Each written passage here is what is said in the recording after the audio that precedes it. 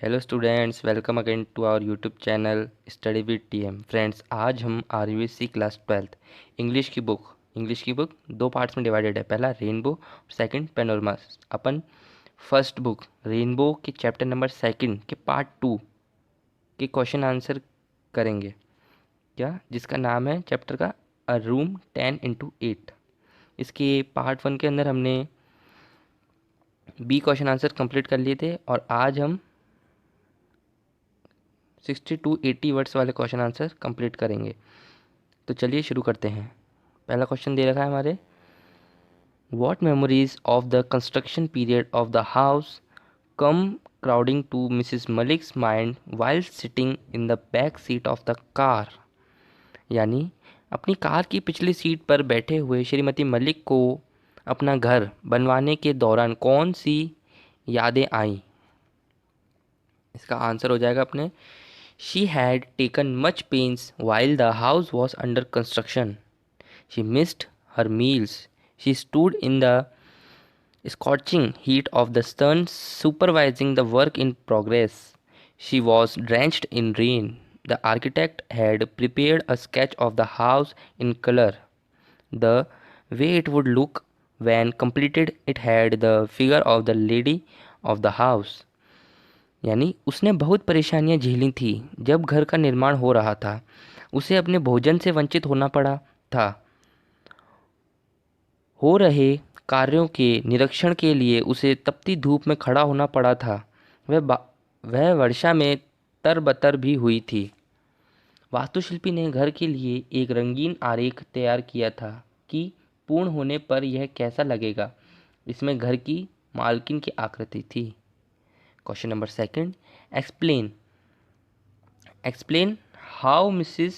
Malik explain how Mrs. Malik took keen interest in getting her house built and furnished.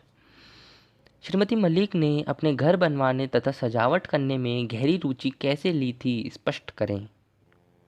Answer हो जाएगा इसका, Mrs Malik took keen interest in getting her house built and furnished. Every brick of the house was laid before her eyes. In sun and the rain, she stood on the side supervising the construction. Many a time she helped the mason with mortar and bricks. Many times she sprayed water on the plastered wall. She furnished the house with new furniture. She did not use a single piece of a old furniture. Hindi इसकी, श्रीमती मलिक ने अपना घर बनवाने तथा सजावट करने में गहन रुचि ली थी। घर की प्रत्येक ईंट उसकी आंखों के सामने लगी थी। धूप व बारिश में वह निर्माण का निरीक्षण करते हुए खड़ी रही थी। बहुत बार उसने सीमेंट के मसाले व ईंट से कारीगर की सहायता की थी। बहुत बार उसने दीवार के प्लास्टर की तराई की थी। उसने घर के नए फर्नीचर से सजावट की थी। उसने एक भी पुराना फर्नीचर प्रयोग नहीं किया। Question number third, why do the Maliks consider the government as a better tenant than the private ones. क्या है, why do the Maliks consider the government as a better tenant than the private ones. Answer, the Maliks considered the government as a better tenant than the private ones because the private tenants are a headache. The private tenants are a headache. There is no end to their complaints and demands. They are not often regular in the payment of the rent. The government was paying a good amount as rent. The rent was being credited regularly every month in their bank account. Malik परिवार private किराएदार की बजाय सरकार की किराएदार के रूप में बेहतर मानता है, क्योंकि प्राइवेट किराएदार तो सिरदर्द होते हैं। उनकी शिकायतों तथा मांगों का कोई अंत नहीं होता। वे अपने किराए का भुगतान करने में भी नियमित नहीं होते हैं। सरकार किराए के रूप में एक अच्छी धनराशि दे रही थी। किराए हर महीने नियमित रूप से उनके बैंक खाते में जमा किया जा रहा था।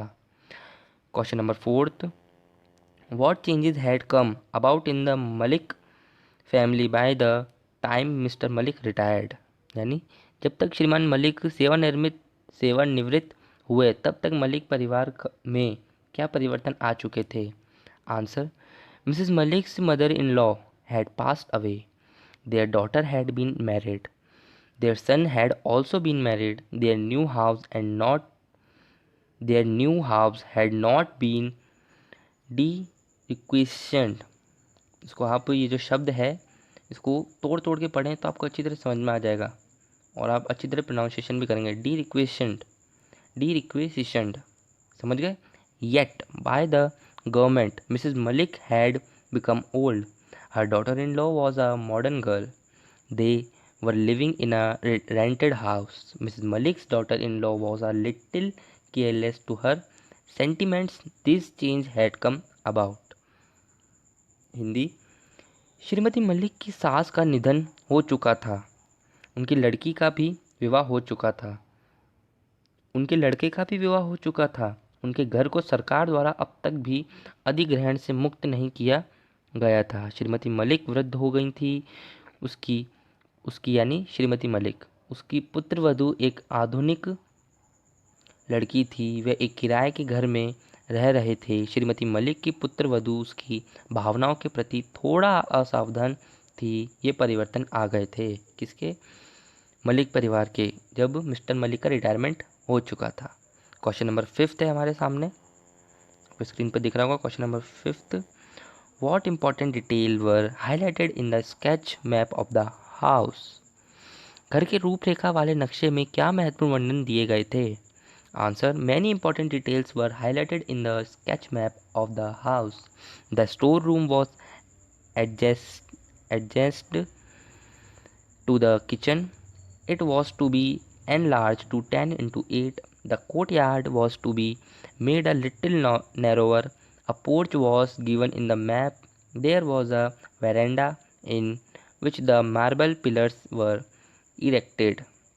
The colored sketch showed how the house would the colored sketch showed how the house would look after its completion.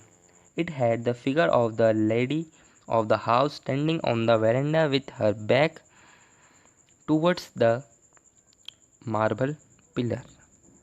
Hindi पढ़ेंगे इसकी और समझेंगे। घर की रूपरेखा वाले नक्शे में अनेक महत्वपूर्ण वर्णन किए गए थे। स्टोर रूम किचन से लगता हुआ था। इसे 10 गुणा 8 तक बड़ा करना था। आंगन को थोड़ा संकरा करना था। नक्शे में एक पोर्च दिया गया था। एक बरामदा था जिसमें संगमरमर के खंभे लगे थे। घर का रंगीन रेखा चित्र बताता था कि पूरा होने पर मकान कैसा दिखाई देगा। इसमें घर की मालकिन की आकृति भी थी। बरामदे में संगमरमर के खंभे का सहारा लिए हुए खड़ी थी। फ्रेंड्स, आज की इस वीडियो में हमने 1 से लेकर 5 तक के क्वेश्चन कंप्लीट कर लिए हैं। अगली पार्ट 3 के अंदर हम इस चैप्टर के सारे क्वेश्चन कंप्लीट कर लेंगे। क्वेश्चन नंबर जैसे 6, 7, 8, 9th, 10th और 11th, ये क्वेश्चन हम अगली वीडियो में कंप्लीट करेंगे। अगर आपको वीडियो अच्छी लगी तो प्लीज़ वीडियो को लाइक करें तथा चैनल को सब्सक्राइब करें और चैनल को ज़्यादा से ज़्यादा शेयर करें, जिससे सभी हेल्पफुल बच्चों को मिल सके जिनको हेल्प की ज़रूरत है, इन क्वेश्चन आंसर की ज़रूरत है। तो प्लीज़ सपोर्ट करें। Thank you.